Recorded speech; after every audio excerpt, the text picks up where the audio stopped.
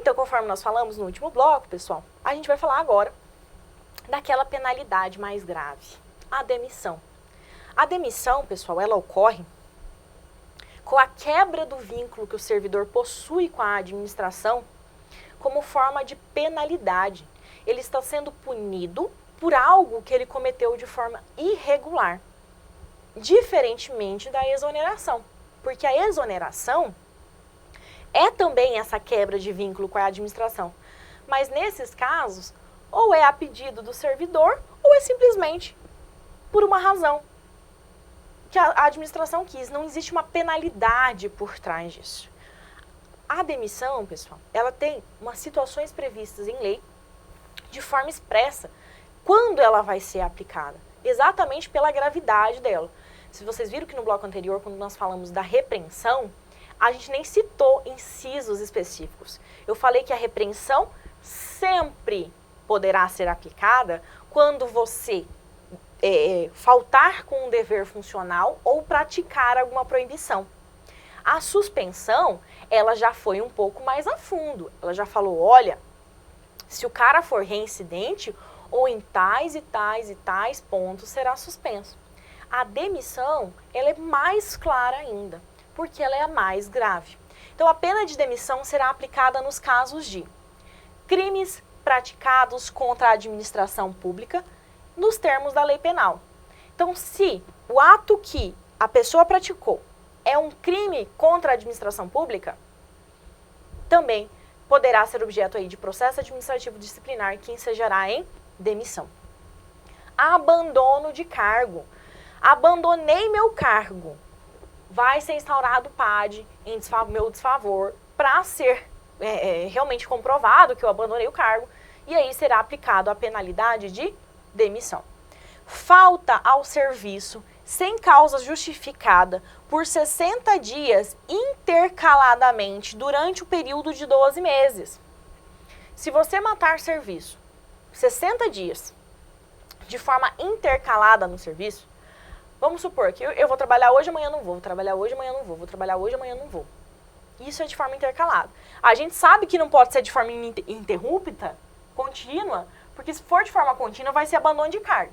Não é isso que eu estou dizendo. Eu estou dizendo que o cara, durante o período de 12 meses, durante um ano, ele faltou 60 dias de forma injustificada. Eu não estou falando daquele cara que apresentou um atestado, eu não estou falando daquela pessoa que faltou um dia e no outro dia apresentou um atestado de uma outra falta. Estou falando que o cara matou serviço de forma injustificada 60 vezes durante um período de 12 meses. Por atos de improbidade administrativa, para você ver que a improbidade administrativa, além dela repercutir na esfera civil, porque quando você responde por um ato de improbidade administrativa, a lei de improbidade administrativa, ela corre no âmbito civil, você também responde na esfera administrativa, com um PAD. E ambas ensejam em perda do seu cargo. Podem resultar aí em perda do seu cargo. Então, se você praticou um ato que está classificado como improbidade administrativa, que caracteriza uma improbidade administrativa, você pode aí ser demitido. Incontinência pública ou conduta escandalosa na repartição. O que é uma incontinência pública? É quando você não sabe se portar publicamente. Ou conduta escandalosa na repartição. Gente, não sei. Ai, professor, para mim o que é uma coisa escandalosa para o outro não é. Sim, tá? Aí por isso que tem um processo administrativo para a gente tentar definir o que seria essa conduta escandalosa. Mas dá para a gente ter mais ou menos uma ideia. Vamos fazer dar um exemplo bem esdrúxulo de uma incontinência pública. Posso sair andando pelada pelo meio da rua? Não posso. Lembra que é um dever funcional a minha descrição? Certo? Bem como também isso poderia repercutir aí na esfera penal, tá? Então, quando a gente fala de um servidor público, ele tem que se lembrar que ele tem que se portar publicamente, de forma a zelar não só apenas do seu próprio nome, mas a administração, assim como ele não pode ter uma conduta que seja vista perante a sociedade como escandalosa dentro da repartição. Por exemplo, transar dentro da repartição, tá? Então, é uma ideia aí que você pode levar em consideração. Outras situações que causam aí a demissão. Insubordinação grave em serviço. Professora, mas o que seria uma insubordinação grave ao serviço? Aí, pessoal, cada lei, cada órgão tem as suas especificações que caracterizariam essa insubordinação. O que seria uma insubordinação e o que seria uma insubordinação grave? Uma coisa é eu deixar de cumprir uma ordem de um superior. Outra coisa, essa insubordinação é eu não permitir me subordinar hierarquicamente a alguém de forma grave, tá? Ofensa física em serviço a servidor ou algum particular, vírgula, salvo em legítima defesa própria ou de outrem. Então, se você não pode cair na porrada com seu colega de trabalho, você não pode cair nas porradas com um particular no seu serviço, tá? A não ser que você esteja em legítima defesa própria ou de outra pessoa. Já aconteceu comigo de literalmente rolar uma mulher no porque ela estava em uma situação de agressão física a uma colega de trabalho. Então, aí é outra situação, tá? Então, a ofensa física é só se não tiver em situação de legítima defesa.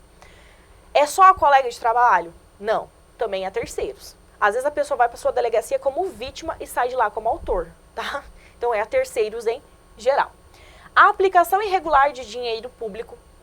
Se você possui um cargo que gere a grana da administração, não pense você que como policial isso não pode acontecer. Você pode ser lotado num órgão de gestão, uma seção de gestão de finanças. Você pode ser a pessoa responsável, por exemplo, para comprar material para material de escritório, tá? Então, aplicação irregular de dinheiro público, quando a gente fala isso, a gente não pensa só em questão de muita grana, não. A gente não está falando só de crime de colarinho branco, não. A gente está falando desde o pequeno até o grande. Revelação de segredo do qual se apropriou em razão do cargo. Olha a questão aí, criminal, de você não poder revelar informações, tá, que você tem em razão do cargo. Além de você responder administrativamente, você também responde na esfera civil, sigilo funcional, né? Lesão aos cofres públicos e dilapidação do patrimônio estadual. Isso aqui é até redundante, porque isso aqui é uma situação, pessoal, que caracteriza de forma clara a improbidade administrativa, né? Mas é uma situação que está falando aqui. Corrupção, também enseja em demissão, além de questão criminal. Acumulação ilegal de cargo, emprego ou função pública. Olha só, se você acumular ilegalmente, ou seja, fora das situações previstas na Constituição, cargo, emprego ou função pública, qual é a penalidade? Demissão. E sabe o que é pior? Olha só. Eu falei para vocês, quando nós estudamos lá da questão da acumulação, que um aposentado pode exercer um cargo em comissão.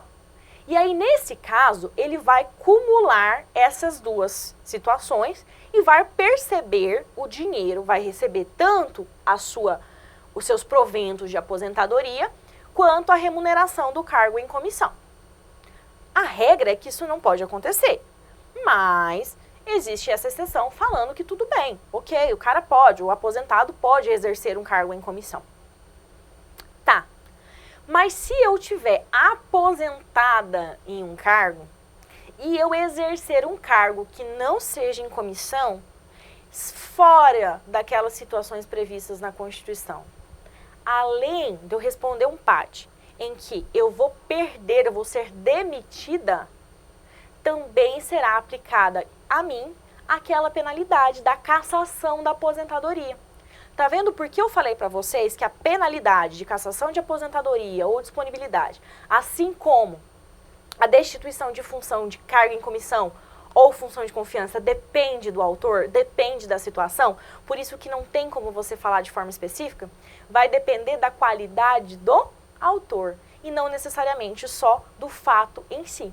Porque aqui nós estamos falando de acumulação ilegal de cargos, empregos ou funções, ok, de forma genérica. Mas como que eu vou ser demitida de um cargo que eu já estou aposentada, por exemplo? Aí, naquele caso, será aplicado ao que eu exerço a demissão e ao que eu estava aposentada, a cassação da aposentadoria. Certinho? Lograr proveito pessoal ou de outrem, valendo-se do cargo em detrimento da dignidade da função pública. Demissão e também questão criminal, né? Participar em gerência ou administração de empresa privada, de sociedade civil ou de exercício de comércio, exceto na qualidade de acionista ou cotista ou comunitário. Professora, mas a gente estava falando que isso não caracterizar, a gente falou que isso poderia caracterizar a suspensão. Pode, assim como pode caracterizar demissão. Por quê? Porque eu falei para vocês que na hora de aplicar a penalidade, várias situações serão levadas em consideração, várias circunstâncias, certo? Então, pode ser que seja aplicada demissão para um caso e suspensão para o outro, porque as circunstâncias em que o fato foi praticado, entre um e outro, apesar do fato ser o mesmo, são diferentes, tá? Atuação como procurador ou intermediário junto à repartição pública, salvo quando se tratar de interesse, benefícios previdenciários ou assistenciais, aparentes até o 2º grau e de cônjuge ou companheiro. Então, se você participou, você está sendo representante aí, está atuando contra a administração em alguma situação, salvo nesses casos que a gente falou de questão assistencial, previdenciário, em que você representa o seu companheiro, os seus filhos, certinho, até o 2º grau, parentes até o 2º grau, é caso de demissão. Recebimento de propina, comissão, presente ou vantagem de qualquer espécie em razão de suas atribuições. Cuidado com a galinha que a tiazinha vai levar para você em troca de você ter registrado a ocorrência dela, tá? Por quê? Isso é uma forma de, sei lá, presente? Às vezes você ganha galinha, no interior é muito comum. Bolo, galinha, pamonha, aqui no Goiás a gente ganha pamonha, né? Cuidado, tá? Porque o que para você pode ser algo irrelevante, pode ser visto como uma forma de vantagem, de alguma maneira. E olha como esse artigo ele foi bem amplo, né? Ele não falou apenas dinheiro, não falou só de valor, não. Ele está falando de propina. Propina é quando você é comprado. Comissão, presente, vantagem de qualquer espécie. Ah, eu quero, sei lá, você está na espera por uma vaga para o seu filho numa escola militar, por exemplo.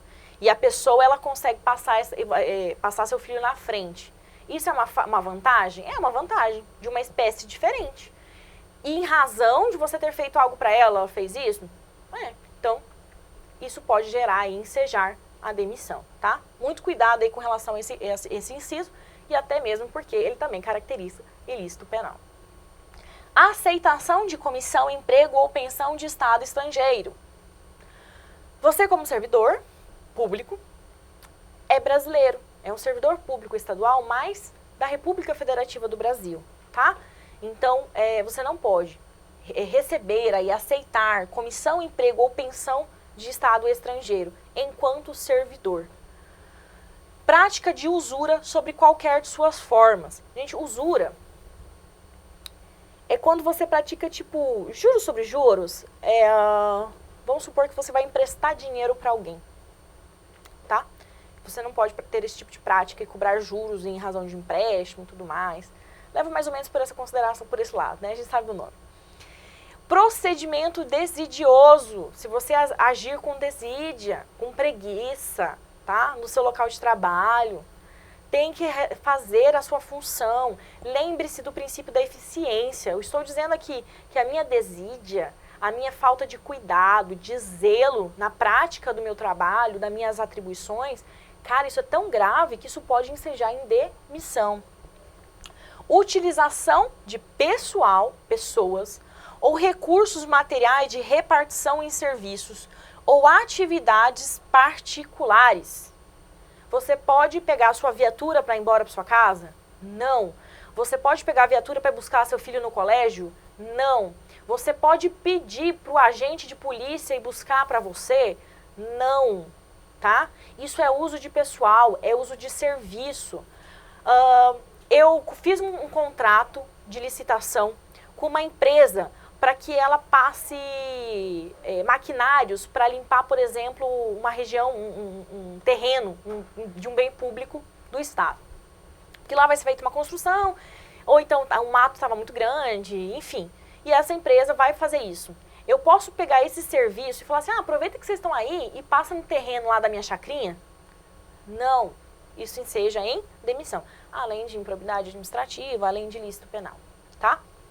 O servidor indiciado em processo administrativo não poderá ser exonerado, salvo se comprovada sua inocência ao final do processo. Está dizendo que, enquanto você responder processo administrativo disciplinar, você não pode ser exonerado e nem pedir exoneração, tá? Não pode ocorrer a exoneração, a não ser que ao final do processo administrativo você seja considerado inocente. Comprovou que se não era você era inocente, o processo foi instaurado de forma errada e tal, beleza, ok. Posso ser exonerado ou posso pedir exoneração. O abandono de cargo, essa informação é importante, porque nós falamos várias vezes sobre ela e eu falei desse prazo várias vezes para vocês e ressaltei. Isso é abandono de cargo, isso é abandono de cargo. O abandono de cargo se configura pela ausência intencional do servidor por mais de 30 dias consecutivos e injustificáveis. Então, como que eu vou caracterizar o abandono? 30 dias sem trabalhar, de forma consecutiva e injustificável. Por isso, meus amores, que quando você, por exemplo, eu dei esse exemplo mais anteriormente aqui para vocês, que o militar que estava em licença para atividade militar, ele tem 30 dias para voltar ao trabalho. Porque se passar de 30 dias, caracteriza abandono de cargo. Não pode, tá? Então, isso aqui caracteriza abandono de cargo. E essa informação é importante, porque eles podem mudar. E eles podem colocar, por exemplo, o prazo da suspensão de 90 dias. Ou eles podem colocar o prazo de 60 dias. Cuidado, tá?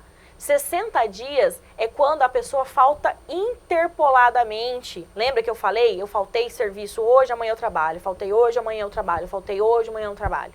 Tá? Isso.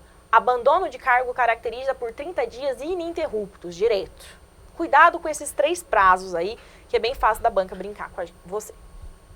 Verificado em processo disciplinar a acumulação proibida e provada a boa-fé, o servidor poderá optar por um dos cargos. Eu falei para vocês que a regra é que não pode acumular. O cara acumulava cargo público.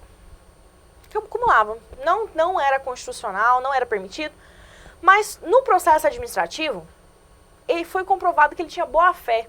Que ele não sabia, sei lá, que boa-fé que pode ser comprovada no caso como esse, né? Dizer que você não sabe. Mas foi comprovada a boa-fé, tá? A boa-fé do cara em acumular esses cargos foi comprovada. Ele pode, o resultado final desse processo administrativo pode não ser a demissão, mas sim virar para ele e falar, olha, opte por qual cargo que você quer exercer e o outro você tem que sair. Provada a má-fé, perderá também o cargo que exercia há mais tempo e vai restituir o que tiver percebido indevidamente. Então, além de, quando você acumular, você vai perder o cargo, você ainda vai ter que restituir aos cofres públicos o valor que você recebeu de forma duplicada. Sendo um dos cargos, função ou emprego exercido em outro órgão ou entidade, a demissão lhe será comunicada. Então, se não era no mesmo órgão, os cargos, não tinham a ciência, o outro órgão a qual ele estava acumulando não tinha ciência, aquele PAD, aquela demissão, seja por meio, o decreto que publicou aí a demissão desse servidor, vai ser comunicada para o outro órgão para que ele tome as medidas cabíveis necessárias também, tá? Então, pessoal, conforme a gente estava falando sobre várias características aí da demissão, outros pontos importantes para a gente finalizar aí a nossa aula é com relação à possibilidade de que algumas penalidades, algumas transgressões disciplinares que sejam puníveis com demissão ou com uma destituição de cargo ou de função de confiança gratificada, além dessas penalidades em si, elas podem ensejar outras ações, como a indisponibilidade de bens e o ressarcimento ao erário. Obviamente, sem prejuízo da ação penal cabível, tá? Eu já comentei isso com vocês em outros blocos, quando nós falamos, por exemplo, da questão da improbidade administrativa, que você responde pelo mesmo ato na esfera penal, administrativa e civil, por exemplo. O ato de improbidade administrativa, ele é um fato, a prática da improbidade administrativa é um fato que enseja responsabilização administrativa. Nós estamos falando aqui, ele está previsto lá no artigo 190, está dizendo que não pode, está dizendo que se praticar vai ser demitido, certo? Ele também enseja na responsabilidade penal do servidor e ele vai ensejar na responsabilidade civil também, porque a ação de improbidade administrativa corre na esfera civil, tramita na esfera civil. Tá? Então, o que acontece? O que nós estamos dizendo aqui?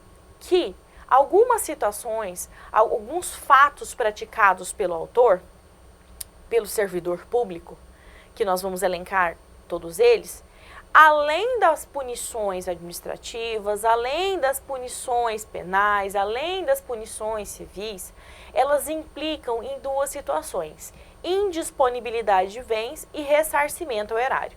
O que é a indisponibilidade de bens? É o congelamento dos bens, pessoal. Quando você coloca os bens daquela pessoa que está sendo investigada por um ato praticado contra a administração, você está fazendo isso para garantir que o erário, aqui nessa parte do ressarcimento, voltando a destacar, quem é o erário? O Estado.